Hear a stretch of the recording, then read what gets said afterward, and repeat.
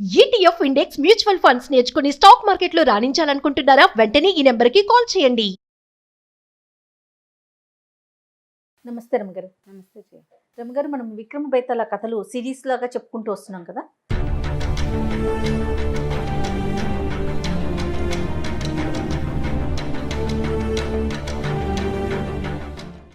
అందులో భాగంగా ఒక కథ చెప్పుకుందాం ఈరోజు.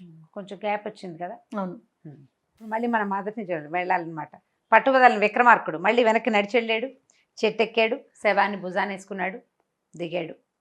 ఈ శవాన్ని ఆశ్రయించుకున్న భేతాళుడు, నీకు చాలా సాహసివి, నువ్వు నీకు ఎంత ఓపిక ఉంది, ఎన్నిసార్లైనా మళ్ళీ వస్తున్నావు, సరే నీకు మార్గాయాసం తెలియకుండా ఒక కథ చెప్తాను అని ఒక కథ చెప్పడం మొదలుపెట్టాడు. ఏం చెప్పాడట కథ? పూర్వం అట అవంతికా నగరంలో ఒక పద్మశాలి కుటుంబం ఉండేది. పద్మశాలి కుటుంబంలో ఒక కుర్రాడు ఉండేవాడు. వాడు చాలా బుద్ధిమంతుడు, చక్కగా బట్టలు అవి నేసి చాలా బుద్ధిగా ఉండేవాడు. అయితే ఏంటంటే ఈ అవంతికా నగరానికి ఊరు వెలుపల చాలా పెద్ద కాళికాదేవి గుడి ఉండేదట. 18 అడుగుల విగ్రహం, చాలా పెద్దది. ఆ 18 చేతులు కూడా ఉన్నాయి ఆవిడికి. అసలు చాలా ఎక్సలెంట్గా ఉండేదట. ఎదురుగుండా కాళీకుండం అని ఒక పెద్ద సరస్సు కూడా ఉండేది. అయితే ప్రతి సంవత్సరం ఆషాఢ మాసంలోనూ అప్పుడు బాగా ఉత్సవాలు జరిగేవట అమ్మవారికి. ఆ ఉత్సవాలకి మొత్తం జనాలు ఏముంది, మనకు కూడా ఊళ్ళలో జాతరలు ఉంటే వెళ్తాం కదా, అట్లా ఈ జాతరలకి చాలామంది వెళ్తుండేవాళ్ళు. ఈ వెళ్తుండే వాళ్ళల్లో ఈ పద్మశాలీల కుర్రాడు కూడా, వీడి పేరు ఏమని చెప్దాం, వీరసేనుడు. ఈ వీరసేనుడు కూడా వెళ్ళాట. ఒకసారి వెళ్తే అక్కడ ఒక అమ్మాయి కనిపించింది ఇతనికి. పిల్ల చాలా నచ్చింది అతనికి. అయితే ఇంటికి వచ్చాడు. కానీ ఇప్పుడు ఒక అమ్మాయి కనపడింది. వాళ్ళు బట్టలే తెచ్చారు. మామూలుగా ఇదివరకటికి ఇప్పటికీ డిఫరెన్స్ ఏంటంటే, కుల వృత్తులు ఉన్నవాళ్ళు తమ వృత్తులు మనుషుల్ని గుర్తుపట్టగలిగే ఆస్కారాలు, అవకాశాలు ఉండేవి. ఇప్పుడు పద్మశాలీలు ఈ వస్తువు తేవాలి, కుండలు చేసేవాళ్ళు అమ్మవారికి ఈ వస్తువులు తేవాలి, లేకపోతే కమ్మరి పని చేసేవాళ్ళు ఇవి తెస్తారు. వాళ్ళు తెచ్చిన వస్తువుని బట్టి వాళ్ళ కులం ఏమిటి, అంటే వాళ్ళ వృత్తి ఏమిటి, వాళ్ళు ఏ జాతికి చెందిన వాళ్ళు క్లియర్గా తెలిసేది. వీళ్ళు బట్టలు పట్టుకెళ్ళారు. అట్లాగే బట్టలు చీరలు తీసుకొచ్చిన ఒక కుటుంబంలో ఉన్న అమ్మాయిని గుర్తుపట్టాడు ఇతను, మనవాళ్లే వీళ్ళు అని. ఆ అమ్మాయి అతనికి చాలా నచ్చింది. కానీ ఈ పెళ్లి చేసుకోవడానికి దానికి వాళ్ళని ఎలా అడగాలో తెలియలే. ఇతనితో పాటు వాళ్ళ అమ్మ నాన్న ఎవరూ రాలా. ఇంటికి వెళ్ళిపోయాడు. ఒక 3-4 రోజులు ముభావంగా ఉన్నాడు. ఆ పిల్లని గురించి ఆలోచిస్తున్నాడు, ఏం చేయాలో తెలియక. అయితే వాళ్ళ నాన్న ఈ బట్టలు నేస్తున్నప్పుడు దారాలు తెగిపోతుంటే అడిగాడు, ఏమిటో దారాలు తెంపేస్తున్నావు, అన్యమనస్కంగా ఉన్నావు, నీ మనసు ఎక్కడో ఉంది, సరిగా ఏం జరిగింది, అక్కడ ఏమైనా గొడవ అయిందా, ఎవరితోటన్నా మాట్లాడేవా అని అడిగితే, కాదు నాన్న, అక్కడ ఒక అమ్మాయిని చూశాను అని చెప్పాడు. చెప్పేసరికి వాళ్ళ నాన్న అన్నాడు, అంత ఆలోచన ఎందుకురా, మన వాళ్ళే కదా, అమ్మాయి ఎవరు ఏమిటో పేరు చెప్పండి. ఏదో పేరు చెప్పాడు, శుభలక్ష్మో వెంకటలక్ష్మో మొత్తానికి ఒక పేరు. సరే ఈయన ఏం చేశాడు, ఎవరు ఏ టైంకి వచ్చారు, ఏ బట్టలు తెచ్చారు, వాళ్ళ నాన్న అమ్మ ఎలా ఉన్నారని కనుక్కుని, వాళ్ళైతే మనకు తెలిసిన వాళ్ళేనని, సరే ఈ ఊరికి ఇంకో పక్కగా ఉన్నారనమాట వాళ్ళకి కబురు చేశాడు. కబురు చేసేసరికల్లా వాళ్ళు ఒప్పుకున్నారు పెళ్ళికి. అమ్మాయిని తీసుకొచ్చి పెళ్లి చేశారు.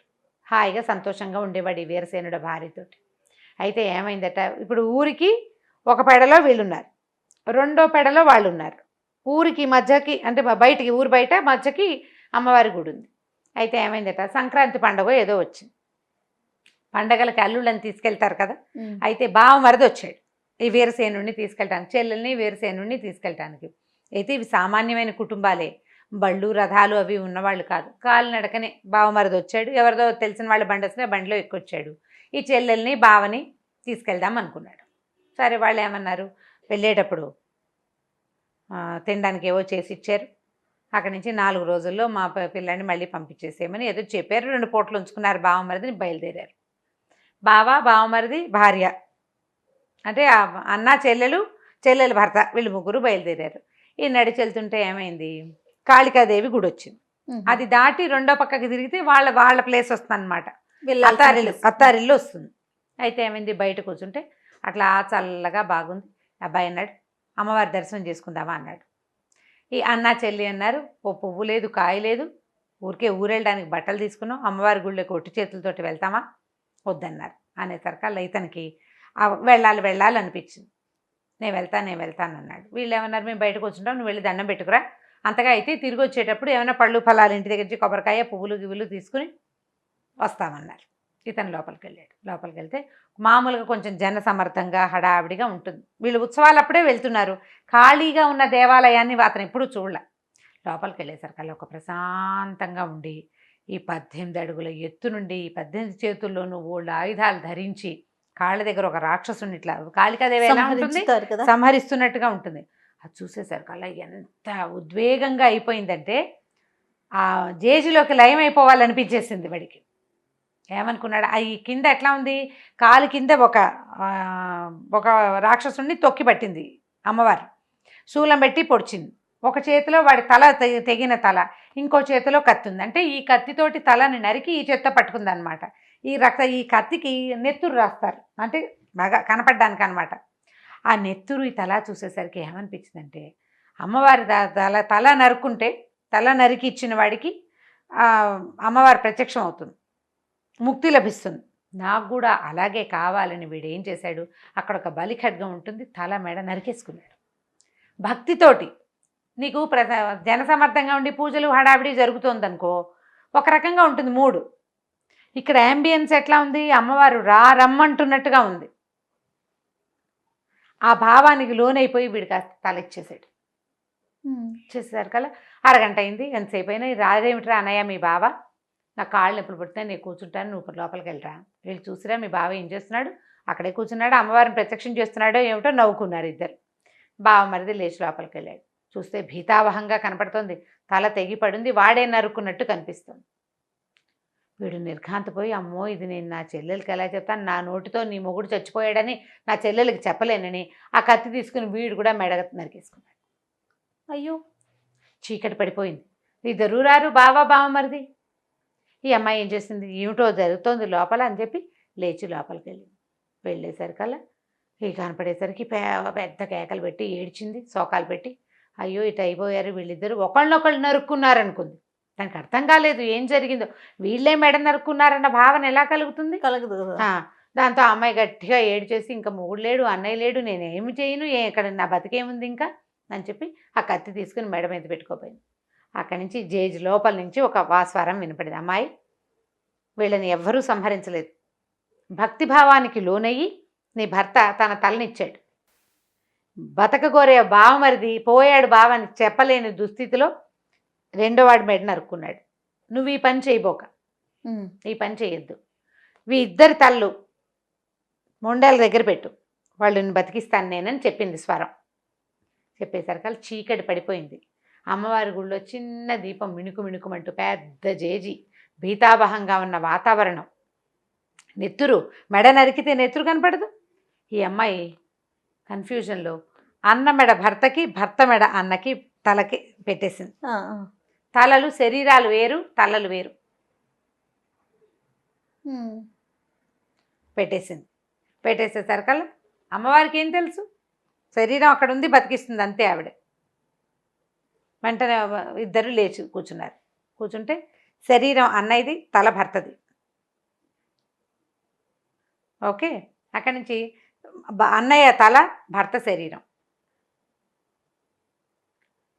తెల్లబోయింది అమ్మాయి, ఏం చేయాలో తెలియలే. బయటకు వచ్చి చూసుకున్నారు.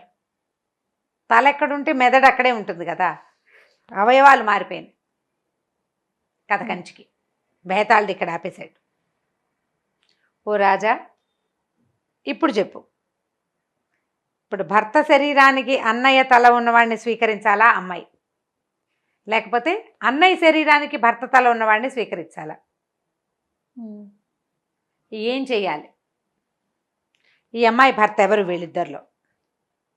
సమాధానం తెలిసి చెప్పకపోయావో నీ తల 1000 వక్కలవుతుంది అన్నాడు. రాజుగారు చాలా సింపుల్గా చెప్పేశాడు.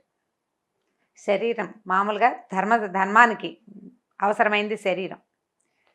తలే శిరసే ప్రధానాంగం. శిరస్సు ఏ శరీరం మీద ఉందో అతడే ఆమె భర్త. ఆ శరీరం అన్నయ్యది అయినప్పటికీ ప్రధానాంగం శిరస్సు కాబట్టి భర్త ముఖం అన్నయ్య శరీరానికి ఉన్నప్పటికీ అతడే ఆమె భర్త, రెండోవాడు ఆమె అన్నయ్య అని చెప్పాడు. బేతాళుడు రివ్వుమని, రాజా మౌనభంగం చేసావు, సమాధానం సరిగ్గా చెప్పావు కానీ అని వెనక్కి తిరిగి వెళ్ళిపోయాడు. మళ్ళీ ఎలాంటి ట్విస్ట్ ఉందో చూడండి కథలు, నీకు మాటలు రావట్లేదు. ధర్మ సందేహాలకి సమాధానాలు. శరీరంలో ప్రధానమైన అవయవం తల, శిరస్సు. దాంతోటే మిగిలిందంతా. ప్రధానాంగం శిరస్సు కాబట్టి శిరస్సు ఎక్కడుంటే అక్కడే. అదే ఆ అమ్మాయి భర్త అని చెప్పేశాడు విక్రమార్కుడు. ఉమ్. దాంతో భేదాలు కరెక్ట్ సమాధానం, వెళ్ళిపోయాడు వెంటనే. పిల్లలకి జాగ్రత్తగా చెప్పండి కథ, ఏది చెప్పాలో ఏది చెప్పకూడదు ఆలోచించి సరిగ్గా చెప్పండి. పెద్ద పిల్లలు అయితే వినేస్తారు, పర్వాలేదు. చిన్న పిల్లలకి ఈ కథ చెప్పాలంటే మాత్రం జాగ్రత్తగా చెప్పండి. కథ కంచికి మనం ఇంటికి. మళ్ళీ ఇంకొక భేదాలది కథతోటి మళ్ళీ కలుద్దాం ఇంకొకసారి. నా పదం కూడా మీరే చెప్పేస్తారు. నమస్తే రమ్మగారు. నమస్తే జయ.